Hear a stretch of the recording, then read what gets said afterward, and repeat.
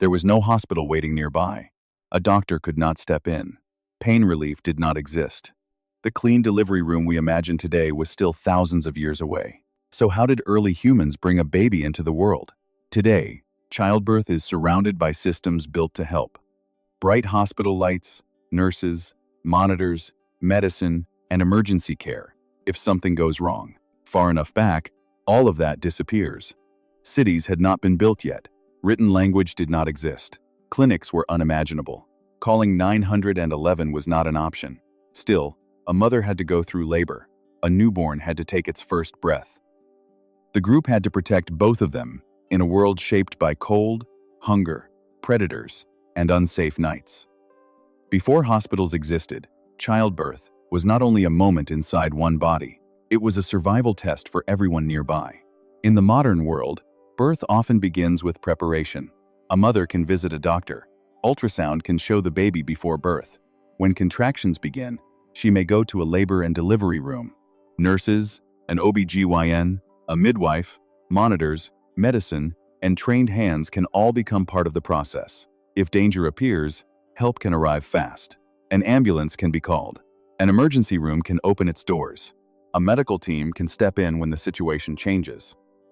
All of this makes childbirth today far safer than it was for most of human history. Still, the human body was not shaped in that protected world.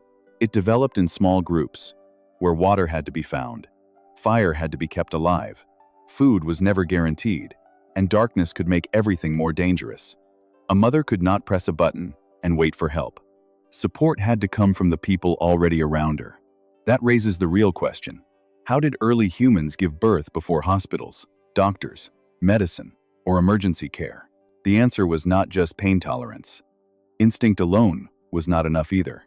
Survival depended on something wider than one person's body: a safer place, warmth, water, experience, patience, protection, and people who understood when to stay close. To understand how that could work, we need to enter a day long before modern medicine, when one small group had to prepare for new life with only the knowledge they carried.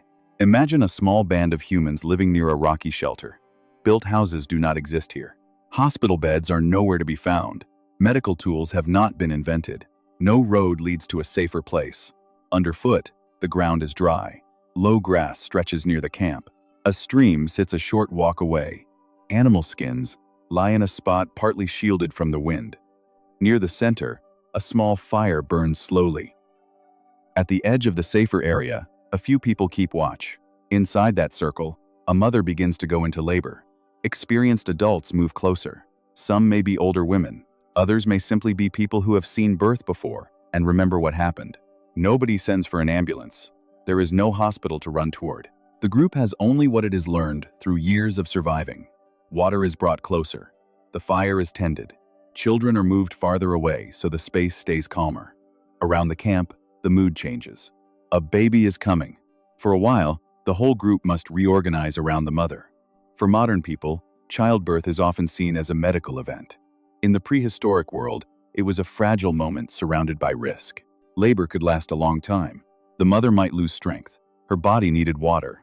Warmth mattered. Rest mattered. Protection from cold, hunger, and danger mattered too. Even after the baby arrived, the challenge was not over. A human newborn is extremely vulnerable. Walking away from danger is impossible. Finding food is impossible. Staying warm alone for long is impossible. Unlike many young animals, a human baby depends almost completely on care. The first hours could be critical. Close contact helped protect the newborn. Time to recover mattered for the mother. Alertness still mattered for the camp. That made birth a concern for more than one person. If the mother became exhausted, who would help keep the baby near her body? When the temperature dropped, who would keep the fire steady? Should the group move or wait? If a strange sound came from beyond the shelter, who would guard the outside? A newborn brought hope. In that world, however, hope arrived with pressure. The danger did not end when the baby was born. It changed form. Labor could force the group to stop longer than planned. That might sound simple today. Number 1. For early humans, stopping had a cost. Nearby food could become harder to find. Water might be a short walk away, or much farther. Blood, human voices, and unusual movement could draw unwanted attention. After dark, protecting the camp became harder. Meanwhile, the mother could not move as easily. Her strength had to be conserved. Every choice around her mattered more. Where should she rest? How close should she be to the fire? Which people should stay near her? Who should keep watch? Once the newborn appeared, the pressure shifted again. The smallest life in camp needed warmth immediately. Skin, breath, quiet, and protection all mattered. Adults had to manage the space. Children needed to stay back. The fire had to remain alive. Danger still had to be heard before it came too close. Birth was not the end of the crisis. It was the moment the crisis became shared. To survive it, the group had to turn an ordinary camp into a temporary place of care. Before hospitals, humans created safety with whatever the landscape and the group could provide. A better place might be shielded from wind. The mother could stay close enough to feel the fire's warmth while avoiding too much smoke. Animal skins, dry grass, leaves, or other soft material may have made the ground more bearable. Water had to be kept within reach. Other children could be moved away from the most intense part of the camp. Experienced people stayed near the mother. Beyond that inner circle, the rest of the group still had work to do. The edge of camp needed watching. The fire needed protection. More wood had to be gathered. Unusual sounds in the dark had to be noticed. None of this came from a written guide. Memory carried the knowledge. What happened during the last birth? Who became weaker when the night grew cold? Which baby survived better when held close? When was it safer to stay? At what point did the group need to move? People who had seen birth before became valuable because they remembered patterns. They were not doctors in the modern sense. Experience still gave them importance. A familiar sign could be recognized. A dangerous change could be noticed. Calm could be preserved. Water could be requested. Space could be made. Waiting could become an act of care. Before modern medicine, humans had fire, hands, memory, and attention. Those things did not remove the danger. They made the danger less lonely. It is easy to picture a prehistoric mother giving birth completely alone in the dark. That image is dramatic. It may also be too simple. A species with helpless newborns, long childhoods, and group-based survival could not treat birth as only one person's problem. Of course, not every birth was safe. Help was not always available. Some groups may have had too few people nearby. Many mothers and babies faced risks we can barely imagine today. The ancient world was far harsher than the one most people know now. That harshness made support more valuable, not less. Childbirth in prehistory should not be reduced to pain and instinct. It was also one of the clearest moments when a community had to act like a community. One person gave birth. Several others helped protect the conditions that made survival possible. That reveals something deeper about our species. Humans did not survive only because they hunted, built tools, or controlled fire. They also survived because they cared for one another at the most vulnerable moments. One of humanity's earliest survival technologies may not have been stone. It may have been care. A sharp blade could cut. Fire could warm. A spear could hold danger at a distance. A newborn, however, needed something different. Hands had to lift it. Another body had to share warmth. The mother needed rest. Food had to be shared.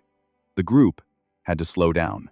Everyone nearby had to protect a life that could not protect itself. From this angle, childbirth shows a powerful truth about early humans. We were not only tool makers. Hunting did not define us completely. Control over fire was not the whole story. Across harsh landscapes, humans survived by protecting weakness long enough for it to become strength. A baby did not survive simply because it was born. Life continued because others kept it inside a circle of care. Moments like this may have helped make human communities so deeply connected. The future of the group was not always held by the strongest person. Sometimes, it rested in the smallest body everyone chose to protect. That ancient response has not disappeared. Maybe this is why childbirth today still feels bigger than one body. A baby arrives, and people move closer. Family waits for news. Friends check in. Relatives ask to see the newborn. Food appears at the door. The mother is encouraged to rest. Holding the baby for a few minutes can feel strangely powerful, as if people are touching something older than language. Modern hospitals have changed birth in ways our ancestors could never imagine. Medicine, monitors, Sterile rooms and emergency care have reduced many dangers that once surrounded labor. Yet the emotions around birth still feel ancient. Worry, hope, protection, gathering. A sense that new life does not belong to one person alone. The world has changed. Human reaction has not changed as quickly. When a baby appears, people still tend to come closer. Some part of us may remember that new life needs a circle around it. Early humans did not give birth in a safe world. Cold, hunger, darkness, and danger surrounded moments that most of us now experience very differently.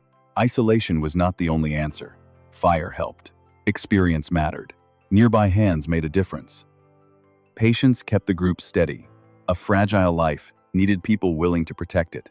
Before hospitals protected childbirth, humans protected each other. And before medicine changed birth, care helped our species survive it. Thank you for watching until the end. If you enjoyed this video, don't forget to like, subscribe, and see you in the next video.